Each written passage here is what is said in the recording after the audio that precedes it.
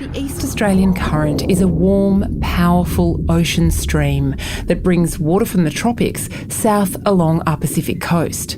It's teeming with marine life, including turtles, whales, and clownfish looking for their lost sons.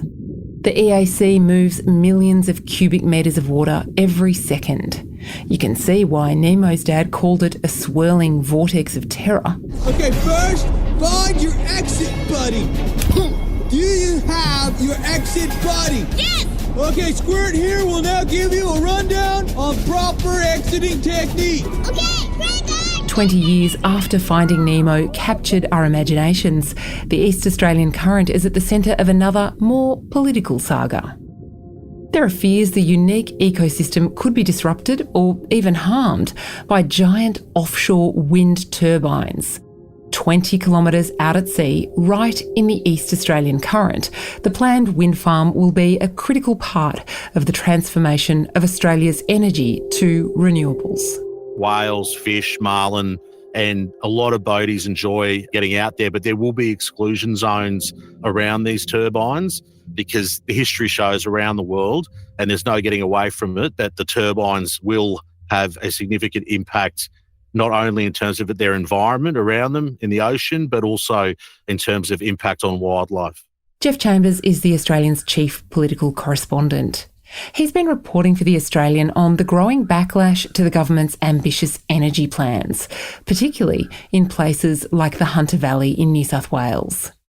This is Labor territory, coal country, and locals who are anxious about the future of their jobs and their families are also increasingly expressing concern about what the alternative will be like. In the effort to mitigate the danger of climate change, the government is turning Australia into a giant outdoor power station. And that means energy generation that once was invisible to most of us, coal mines, gas fields and power plants, becomes increasingly visible in the form of dams, windmills, solar panels and, of course, transmission lines stretching across the countryside. Energy and Climate Change Minister Chris Bowen is trying to quell the unrest, but his attempts at community engagement aren't cutting through, particularly around this Hunter offshore wind zone. A lot of people on the ground are very concerned about the consultation process. It was a 65-day process, but a lot of people say that they only really were alerted to it or aware of it a couple of weeks before the cut-off. And Chris Bowen, across the country, we've seen with various consultations on wind zones and transmission upgrades, often speaks to hand-picked individuals and doesn't really get out there and talk to big sort of community hall setups. It's very contained and very disciplined. And what it's done is it's sort of created this alliance, an unlikely alliance of fishos, boaties, environmentalists, greenies, people that just don't want offshore wind in their backyard. And on Tuesday, Chris Bowen attended a closed-door meeting with only a handful of local residents, and he was met with a fairly big protest, people holding up signs, yelling into megaphones, making their points really clear that they don't want this. The last time we had a big energy transition was when coal began as a power source. 100 years ago, there was no consultation. Coal mines were just created and communities dealt with the fallout. Are they going to meet the 2030 target if they have to consult? And is there an option to just not consult? In this day and age, governments have to consult. I think the big issue for Labor in selling this is talk about jobs. There's real question marks over exactly how many jobs the renewable sector will create. There's question marks over a domestic sovereign manufacturing industry because so many other countries around the world that have got these renewables in place, and we're a very, very big country, they rely heavily on China for componentry. In an ideal world, Australia could build all the wind turbines for all the other countries, but we're nowhere near that at this point. The other big question mark is around expiry dates on this type of hardware, whether it's wind turbines or solar panels, exactly how they're recycled effectively and how much of it can be recycled. The other part of the problem here is speed. the government has a burning deadline of its own making. One of our first acts was to sign up to our changed nationally determined contribution of 43% by 2030. We've enshrined in law net zero by 2050, and we're investing in renewable energy. Climate change... That's not even 7 years away. And the government's goal is to have 82% of the energy mix delivered by renewables and reduce emissions by 43% on 2005 levels. Chris Bowen is under immense pressure to achieve those targets, and very few people in industry, very few people who work in the energy sector actually believe that Labor can achieve this. So for Chris Bowen, this is a big legacy item for him, but now they seem to be trying to retrofit consultation around their timelines, and that's always problematic for governments. A bit over 100 k's northwest of Melbourne, in another Labor stronghold, is the city of Ballarat. Back in the 1800s, this was gold country, full of prospectors flocking to the area in hopes of striking it rich. These days, the gold is long gone, but the spirit of abundance remains. The land that surrounds the city in every direction is lush with crops, orchards and pasture. But soon it could look a little different, thanks to the Victoria to New South Wales Interconnector West, known as VNI.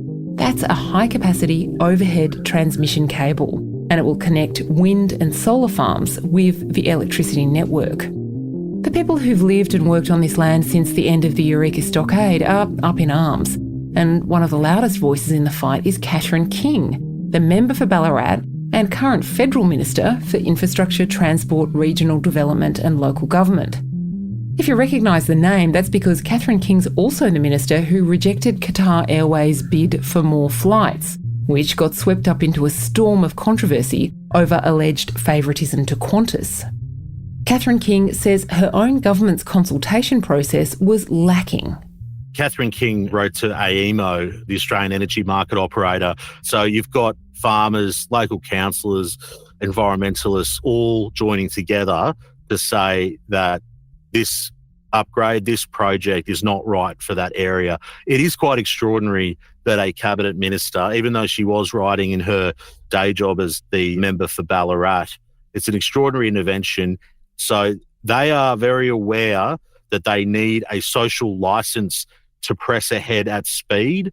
But at this point, whether it's farmers in regional Victoria or the rock lobsters in South Australia who have won the support of the Malinauskas Labor government in pushing back against the proposed Great Southern Ocean wind zone, it's really stoking a lot of community anger and a lot of anger in traditional Labor heartland areas.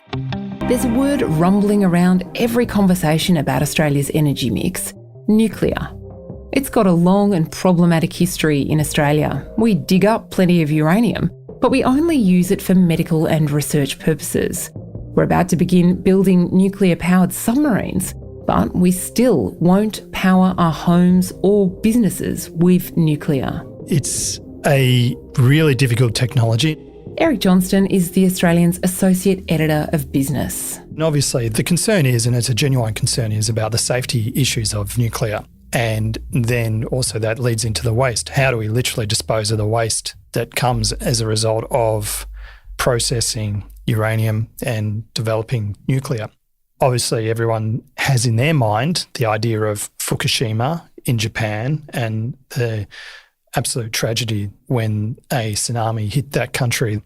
So that pretty much put the whole nuclear industry on ice, and any momentum that was around in the world pretty much stopped right there and then. However, with the world facing a different kind of pressure, that is climate change and the idea that we need to stop burning carbon-based material to generate our electricity, nuclear has been looked at in a different light and in a different way. It can provide a solution, a base load that is power that is always on for very little to no emissions. Opposition leader Peter Dutton for months now has been saying Australia needs to start thinking about using small nuclear reactors as part of the energy mix. Next generation small modular nuclear technologies are safe, reliable, cost-effective, can be plugged into existing grids where we've turned off coal and emit zero emissions. In the 21st century, any sensible government must at least consider small modular nuclear as part of the energy mix.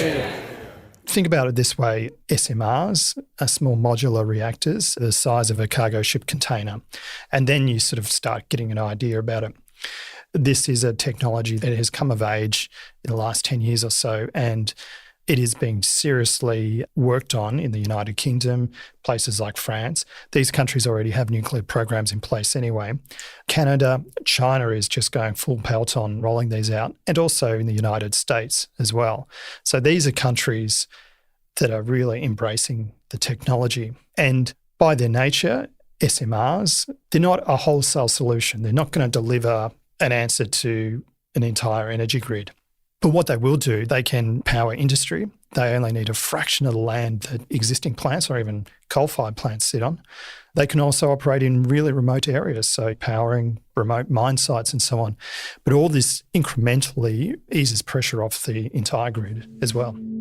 Earlier this week, Chris Bowen, he's the Minister for Climate and Energy, was triumphant in releasing costings from his own department that said converting coal-powered stations to nuclear would cost $387 billion.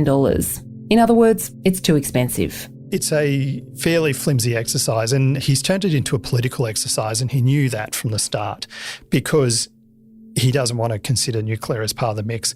And you know what? It may not stack up in terms of cost or commercial reality or so on, but that doesn't mean that we shouldn't examine it properly and examine it seriously as part of the exercise, rather than just doing a very, very basic level on the back of an envelope crunching the numbers.